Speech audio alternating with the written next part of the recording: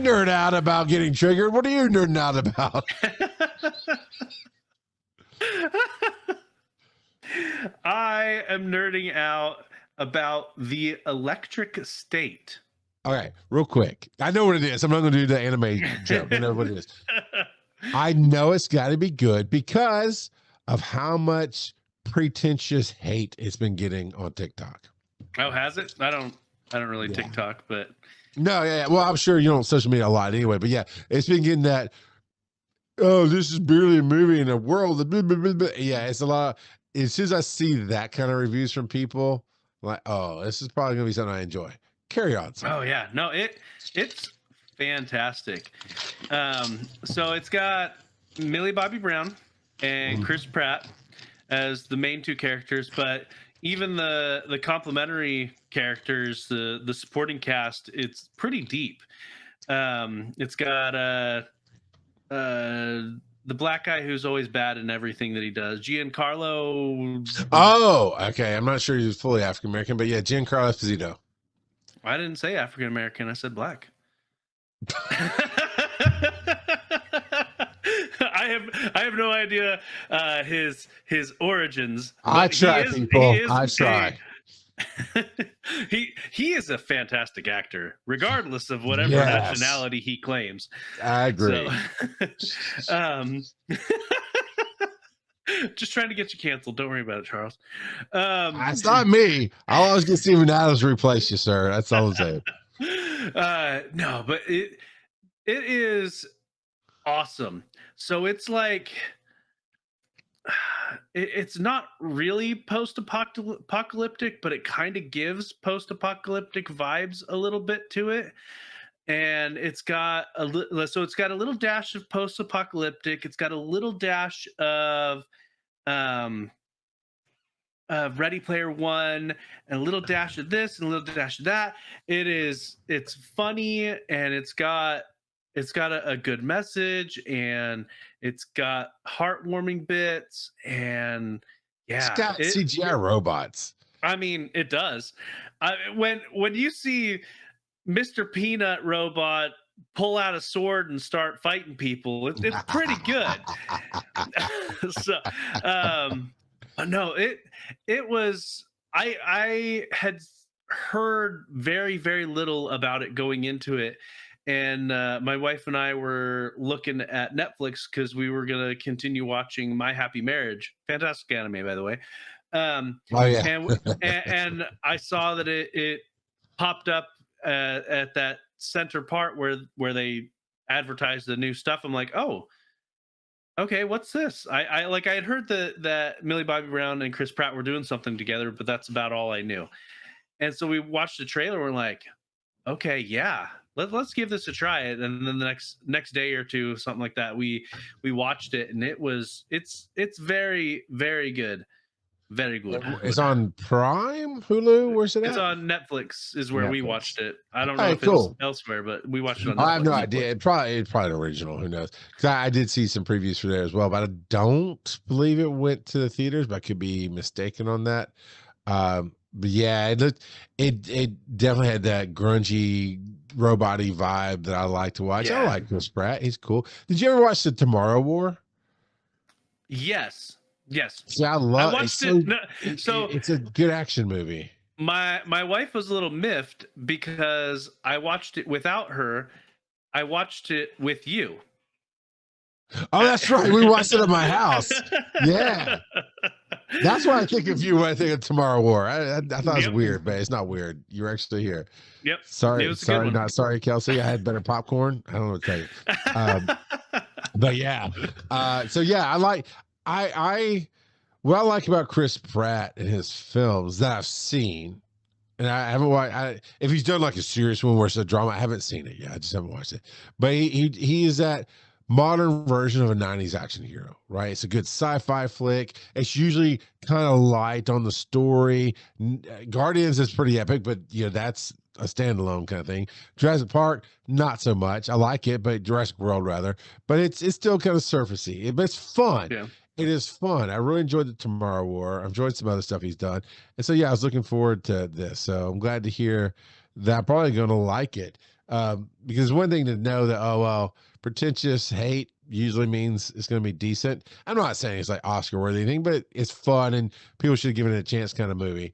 But yeah, that's Yeah. cool. Well, and even like the robots, the different voice actors that they got for them the cast is pretty robust just in general. I have no idea what their budget was, but I guarantee it was pretty big considering the names associated with it.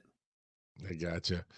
Well, I am bringing two old ones back.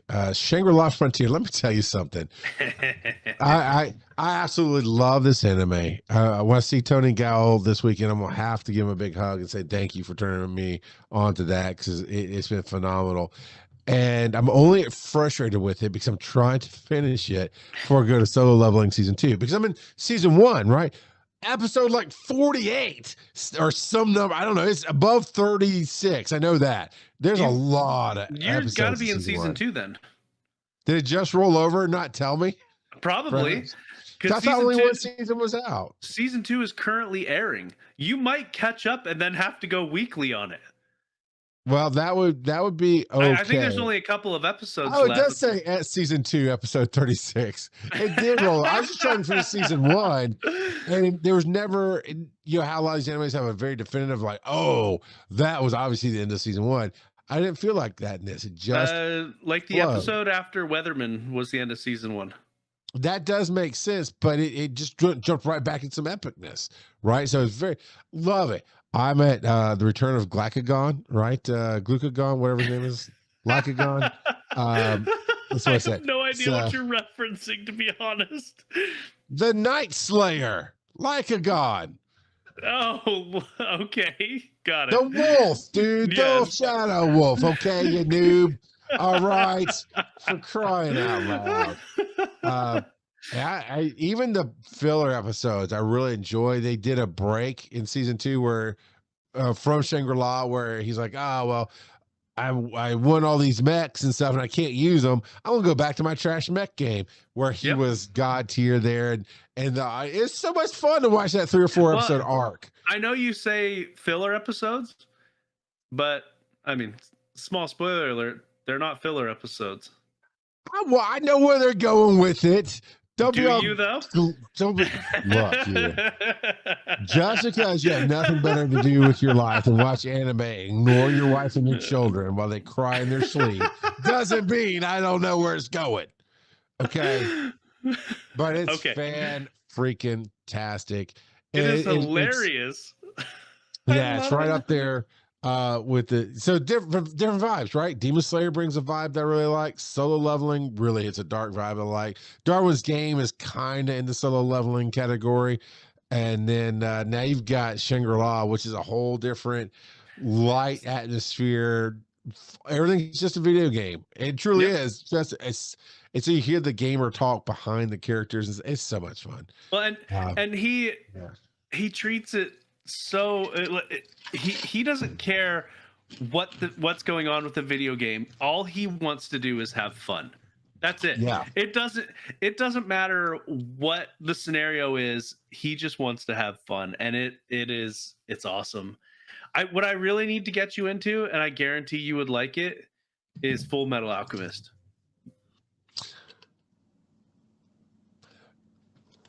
Dude, no. Yes. I watched the movie. I know the meme. No, the meme. You're a horrible human being. No. The meme happens pretty early on, and while it's impactful, you would like Full Metal Alchemist.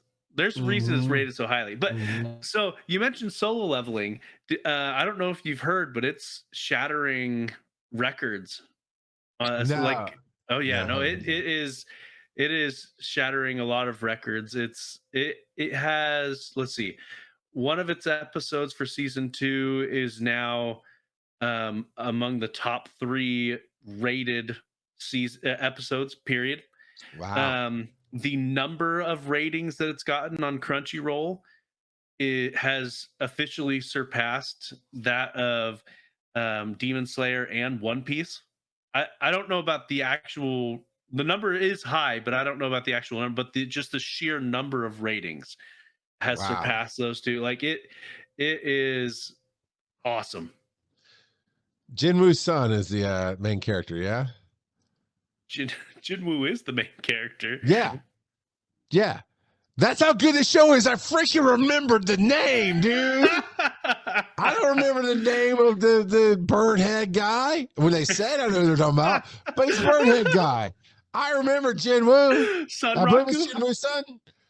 So Actually, I don't remember what in Shangri-La Frontier, I don't remember what his real name is. I just know him as Sun Raku because that's what he's yeah. because he Well, see, I didn't remember Sun Raku until you 98 said it. Yeah. 98% of it's in yeah. some of the various games where he goes by Sun Raku in all of the games.